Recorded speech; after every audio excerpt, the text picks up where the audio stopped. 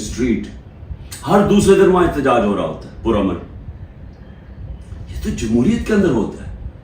तो यहां तो ऐसे बना दिया कि पुरअमन एहतजाज भी जो भी वो मिल गया कि कंटोनमेंट के अंदर वो सारे दहशतगर्द हैं, बगावत कर रहे थे। लेकिन किसी ने अभी तक नहीं, 40 दिन हो गए हैं, ये नहीं पूछा कि ये भी पाकिस्तानी थे। ये जो 25 लोग हैं जिनकी 16 की कंफर्म्ड शहादतें हैं, कोई पूछा नहीं। जो बेचारे 2 लोगों की जिंदगियां जाया हो गई, उनकी टांगें चली गई, एक जो पैरालाइज हो गया, बिस्तर में हो गया, किसी ने नहीं पूछा कि इनका कसूर क्या था।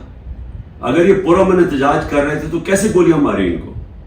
क्या किसी के पास कोई हथियार थे? किसी के पास हथियार नहीं थे। और ये अलमिया है हमारा कि ताकतवर जो फैसला करता है वही होता है। ताकतवर ने फैसला किया कि जनाब ये बगावत इन्होंने किया है, इनको मारो। किसी ने नहीं पूछा कि एक मुहज़्ज़म माशरे में क्या दूसरे को भी वक्त मिलता है अपनी सफाई पेश करने का। फिर सहाफियों से जो हो रहा है, इमरान रियाज गायब है, अभी तक कोई पता नहीं किधर है। 40 दिन हो गए, उनके घर में बच्चे हैं, बीवी है। वो क्या उसका क्या जुर्म था? क्या उसने भी बगावत की थी? क्या वो अपना मौक़िफ़ ही पेश कर रहा था ना? तो कौन सी जमहूरियत में इसकी इजाजत नहीं है? 4 बड़े बड़े सहाफी मुल्क छोड़ के बाहर चले गए। एक ने अभी ऐलान किया है, पुराना 50 साल पुराना सहाफत करता है कि जी मैं अब सियासत पे बात ही नहीं करूंगा। तो ये क्यों इतना खौफ है? क्यों इतना खौफ है कि दूसरा मौक़िफ़ ना पेश हो जाए? क्यों मीडिया के ऊपर पूरा कंट्रोल कर लिया है कि सारे मीडिया का मुंह बंद कर दिया जाए और सिर्फ जो सरकारी वर्जन है वो सिर्फ मीडिया पे आए? क्यों डर है? अगर आप सच और हक पे खड़े हैं तो बोलने दो दूसरों को, आप साबित करें। ये जो सारे हरबे इस्तेमाल किए जा रहे हैं, इसका सिर्फ एक मकसद है, तहरीक-ए-इंसाफ को खत्म करना, मुल्क की सबसे बड़ी जमात को तोड़ना। डरे हुए इलेक्शन से। और ये कब से शुरू हुआ है? ये जब से रजीम चेंज हुई है तब से ये प्लान बना हुआ है कि इमरान खान को जिन्होंने हटाया उन्होंने अब दोबारा वापस नहीं आने देना। और उधर से देख लें 25 मई को जो उन्होंने किया, कभी पाकिस्तान की तारीख में नहीं हुआ। अंदर फैसले, बंद कमरों में फैसले हो जी, तो मम्मी डैडी हैं, ये तो जी बगल क्राउड है, इनको एक दफा फेंटा लगाएंगे और ये जो करेंगे तो ये चुप करके पीछे हट जाएंगे। वो नहीं हुआ। 30 बाई इलेक्शन जीत गया 37 में से। उसके बाद मुझे कत्ल करने की कोशिश की। सब एक ही कड़ी का हिस्सा था कि इमरान खान को अब नहीं आने देना। कत्ल करने की कोशिश की, अल्लाह ने बचा लिया। उसके बाद जैसे ही मैं बाहर निकला, अभी ठीक ही हुआ था, 3 महीने तो मुझे ठीक होने में लगे। उसके बाद जब मैं ठीक हो रहा था हुआ घर पे हमला कर दिया। 24 घंटे घर पे अटैक किया रेंजर्स और पुलिस ने। उसके बाद मुझे 18 मार्च को कत्ल करने की कोशिश की, जुडिशियल कॉम्प्लेक्स, जिधर मैं अपनी जमानत करवाने जा रहा था। क्यों? सिर्फ ये कि इमरान खान ने अब इलेक्शन नहीं लड़ना, इसको नहीं आने देना हमने पावर में। फिर ये जो हुआ है 9 मई को, अब ये 9 मई की मैं फिर से कहता रहता हूं, इन्वेस्टिगेशन तो हो। मैं ये कहता हूं कि चले मिलिट्री कोर्ट्स कर दें, चले इमरान खान को आप ये इन अदालतों में नहीं, मिलिट्री कोर्ट्स पे ले, लेकिन उस मिलिट्री कोर्ट के अंदर मुझे मौका मिले, टेलीवाइज हो, सबको पता चले, मुझे अपना मौक़िफ़ पेश करने का वक्त दिया जाए। आप अपना मौक़िफ़ दें, मैं अपना मौक़िफ़ देता। क्योंकि क्या हम सच और हक चाहते हैं कि पाकिस्तान में ऐसी चीजें आगे से ना हो, या सिर्फ और सिर्फ मकसद ये है कि किसी ना किसी तरह तहरीक इंसाफ को खत्म करें? इस ईद के ऊपर जितनी मैंने पाकिस्तान में मायूसी देखी है, मैंने अपनी जिंदगी में नहीं देखी। और इसकी वजह क्या है? एक तो माशी हालात है। 14 महीने के अंदर 6% जब मुल्क बढ़ रहा था, उसकी दौलत में इजाफा हो रहा था, वो आके 0 पे आ गया। इंडस्ट्री बंद हो गया, बेरोजगारी है, 38% महंगाई है जो पाकिस्तान की तारीख में सबसे ज्यादा है। जब दुनिया के अंदर कीमतें 35% नीचे चले गए हैं, जो جس کی وجہ سے ہوئی تھی، جو تیل کی قیمتیں، کموڈٹی، گھی، یہ سب 35% نیچے چلا گیا. اور ہمارے ملک میں تاریخی انفلیشن ہم جب چھوڑ کے گئے تھے 12% تھی. تو مایوسی ہے، تو معاشی حالات ایسے. لیکن اصل مایوسی کی وجہ کیا ہے کہ دبئی میں جو اس ملک کے نامور بڑے بڑے ڈاکو ہیں وہ سارے مل کے دبئی بیٹھے ہوئے ہیں اور فیصلہ کر رہے ہیں پاکستان کے مستقبل کا. یہ ہے مایوسی. یہ وہ لوگ ہیں جنہوں نے 25 سال ایک دوسرے کی کرپشن قوم کو بتائی. یہ 90 کی دہائی میں 2 دفعہ کرپشن میں گورنمنٹس گئی اور اسٹیبلشمنٹ نے ان کو گروایا کیونکہ ان کی کرپشن، یہ کرپشن کر رہے تھے. ان کی کرپشن کے چرچے پہلی دفعہ ہے، سارے مال پتا چلا. پھر یہ حدیبہ پیپر مل کے اندر آیا کہ شریف خاندان کیسا پیسے ملک سے باہر نکال رہے تھے، دونوں ملک سے پیسہ چوری کر کے باہر لگا رہے تھے. یہ الزام تھے ان پہ. ان کو ہٹایا، جنرل مشرف آئے، انہوں نے ان کی کرپشن بتائی دنیا کو کہ انہوں نے کیسے ملک کو لوٹا اور پھر این آر او دے دیا.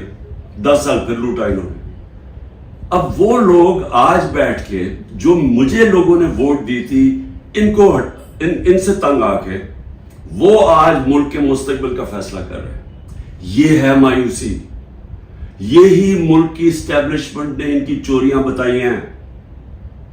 انہوں نے ہمیں، ہمارے جیسے لوگوں کو بتایا کہ کون سے، یہ جب فلانے ملک میں گئے تو وہاں کون سا زرداری نے کانٹریکٹ کیا ہے.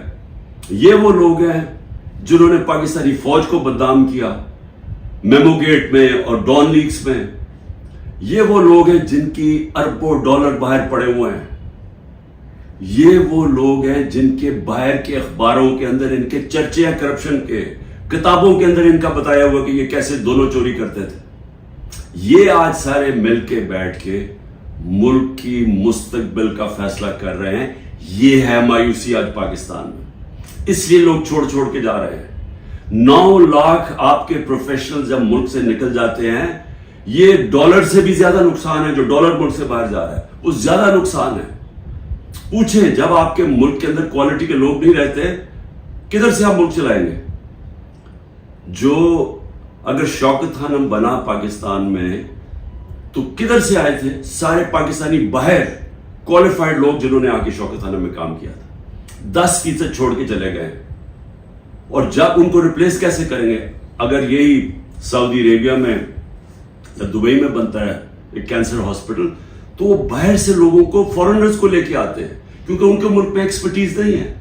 ہم وہ خوش قسمت ملک ہے، ہمارے پاس ہر قسم کے پروفیشنل باہر بیٹھے ہوئے ہیں. تو ان کو پاکستان لانا آسان نہیں ہوتا. وہ تب آتے ہیں جب ان کو ملک پہ اعتماد ہوتا ہے. تو جو آج حالات ہیں، یہ اگر 10% شوکت خانم کے کنسلٹنٹ چھوڑ کے جا رہے ہیں، یہ ہر جگہ پروفیشنلز جو 9 لاکھ لوگ جا رہے ہیں، یہ اندازہ نہیں کتنا بڑا نقصان ہوا ہے پاکستان کو اور ہوتا جا رہا ہے.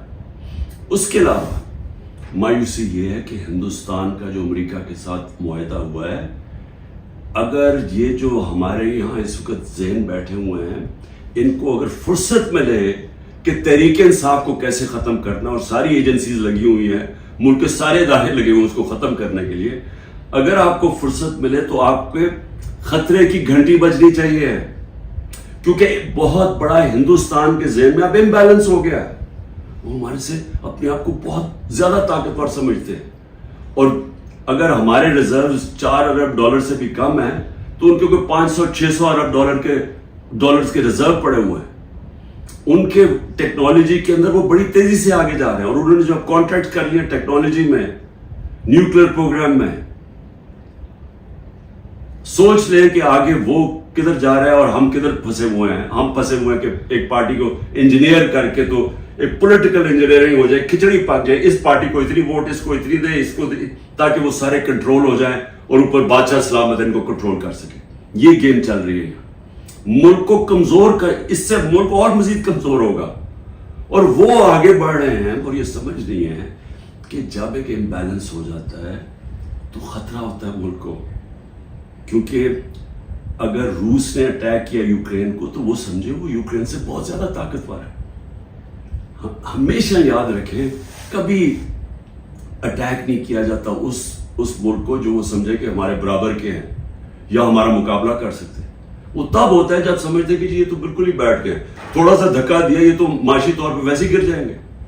اس لیے ہمیں سارے ملک کو سوچنا چاہیے, جس کی وجہ سے میں بار بار کہتا ہوں کہ میں اپنے لیے نہیں بات کر رہا, میں اپنی قوم کے لیے کہہ رہا ہوں کہ بات کریں. اس وقت جو اس وقت پاور تو اسٹیبلشمنٹ کے پاس ہے, ان کے پاس کیا پاور ہے, ان سے بات کرنے کا کیا فائدہ ہے؟ بات تو اس سے کی جاتی ہے جو پاور لے کے بیٹھے ہوئے ہیں. بات اس لیے کریں اپنے ملک کے لیے. ہم بڑی تیزی سے نیچے جا رہے ہیں. یہ جو پلان بنا رہے ہیں نا کہ معاشی آ جائے گی تو ادھر سے پیسہ آ جائے گا, کہیں سے ملک اپنے جب تک ملک میں اسٹیبلٹی نہیں آتی, استحکام نہیں آتا, پالیٹکس اسٹڈی نہیں ہوتی, تو اس کے اندر تو کوئی معیشت اوپر جا ہی نہیں سکتی. تو اس لیے عید کے دن میں پھر سے کہہ رہا ہوں کہ جس طرح ہم کھڑے ہوئے ہیں, یہ جو پروگرام بن رہے ہیں, جو دبئی میں جا کے یہ سارے منی لانڈررز, ایک دوسرے کو یہ منی لانڈررز کہتے تھے, ان کے اوپر سارے منی لانڈرنگ کے چارجز ہیں. 30 سال سے منی لانڈرنگ کر رہے ہیں. ہدیبہ پیپر مل منی لانڈرنگ پہ ایون فیلڈز کے اپارٹمنٹس انہوں نے خریدے ہیں. دوسرا جو زرداری ہے اس نے جو وہ خریدا ہے سرے محل, اور اس کے علاوہ جو ان کی باہر پراپرٹیز ہے, وہ ہمیں پوری بریفنگ دی گئی ہے اس چیز کی. یہ سارے پیسے یہاں سے چوری ہو کے باہر گئے ہیں. وہ ملک کیا فیصلے کریں گے, اور ان کے ساتھ اسٹیبلشمنٹ کھڑی ہے. اور پھر وہ کہتے ہیں کہ جی یہ دیکھیں سوشل میڈیا میں کیا, سوشل میڈیا عوام کی آواز ہے, کوئی کسی کو ذلیل نہیں کر سکتا. یہ ذلت اللہ کی طرف سے آتی ہے, یہ ہمارا ایمان ہے. کتنی کوشش کی ہے عمران خان کو اور پی ٹی آئی کو ذلیل کرنے کی, ذرا کریں نا آج الیکشن. میں چیلنج کرتا ہوں کہ ساری ان کو امپائر ان کو دے دیں, الیکشن کروا دیں. کیوں ڈر رہے ہیں الیکشن سے؟ کیونکہ آپ جو مرضی کر لیں, جب عوام کے دلوں میں ایک نظریہ آ جاتا ہے, آئیڈیا آ جاتا ہے, آپ اس کو شکست نہیں دے سکتے. انگریزی کا محاورہ ہے, no force can defeat an idea whose time has come. جب ایک نظریہ آ جاتا ہے اس کو آپ شکست نہیں دے سکتے. آپ ڈنڈے مار کے, یہ بھیڑ بکریاں نہیں ہے کہ ڈنڈے ماریں گے, یہ مریں گے, ظلم کریں گے تو جو ایک دم یہ چپ کر کے بھیڑوں کی طرح آرام سے لائن میں لگ جائیں گے. یہ انسان ہے, انسان فیصلہ کر بیٹھے. جب بھی الیکشن ہوگا میرا چیلنج ہے تحریک انصاف جیتے گی. اور میں قوم کو کہنا چاہتا ہوں کہ یہ جو ظلم ہو رہا ہے اس وقت, اپنے ذہن میں ایک چیز تیار کر لیں کہ کبھی آپ نے خوف اور ظلم کی غلامی نہیں کرنی. میری نظر میں یہ شرک ہے. میں ہر قربانی کے لیے تیار ہوں. میں کبھی تسلیم نہیں کروں گا یہ جو پوری کھچڑی پک رہی ہے اور ہمیں سمجھ رہے ہیں کہ یہ خوف دلا کے, جیل میں ڈال کے, یا یہ جو میرے گھر والوں کے اوپر, بیوی کے اوپر, بہنوں کے اوپر, رشتہ داروں کے اوپر جو کر رہے ہیں, اگر ان کا خیال ہے کہ اس کی وجہ سے میں پیچھے ہٹ جاؤں گا یا ہاتھ کھڑے کر دوں گا, اس غلط, کیونکہ میں اس کو شرک سمجھتا ہوں. لا الہ الا اللہ کا مطلب اللہ نے ہمیں انسان کی غلامی سے آزاد کیا ہے. اللہ نے ہمیں اپنے ضمیر کے مطابق کہا کہ سٹینڈ لو, تو میں کبھی یہ تسلیم نہیں کروں گا. اور میں قوم کو بھی کہتا ہوں, آپ نے کبھی یہ جو کوشش ہو رہی ہے کہ ساروں کو ڈرا دھمکا کے سب ڈر جائیں اور ہم یہ جو کھچڑی والا سیٹ اپ لے کے آ رہے ہیں ہمیں کنٹرول کرنے کے لیے, میڈیا کو سب کو کنٹرول کرنے کے لیے, جو منہ کھولے اس کو پکڑ کے جیل میں ڈال دو یا وہ وی کو ڈالا پہنچ جائے گھر میں, اور اس سے ہم چپ کر کے بیٹھ جائیں گے. میں اپنی قوم کو کہنا چاہتا ہوں, آپ کو بھی, میں بھی تیار ہوں ہر قربانی کے لیے, آپ کو بھی تیار ہونا چاہیے. اگر آپ اس ملک کے مستقبل کو روشن دیکھنا چاہتے ہیں, غلاموں کی کوئی زندگی نہیں ہے. میری نظر میں غلامی سے بہتر موت ہے. پاکستان زندہ باد. If you're enjoying our content, we kindly request your support. Give us a thumbs up and hit that subscribe button to join our amazing community. By subscribing, you'll stay updated with our latest videos and never miss out on the fun. Your support means the world to us, and it motivates us to keep creating high-quality content just for you. So go ahead, hit that like button, subscribe to our channel, and let's embark on this incredible journey together. Thank you for being a part of our channel's family.